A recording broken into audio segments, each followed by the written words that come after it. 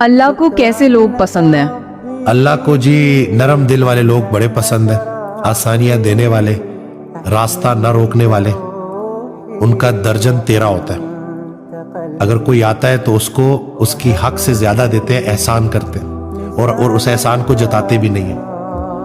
और सीधे साधा हजरत इरशाद फरमाते हैं कि ये जो सीधा साधा बंदा होता है ना, इसको अल्लाह अचानक मिल जाता है। जो चालाक बंदा होता है ना, अल्लाह भी उससे इधर उधर हो रहा होता है, इतनी आसानी से नहीं मिलता। तो सीधे साधे होंगे, आसानियां क्रिएट करेंगे और फौरन माफ कर देंगे।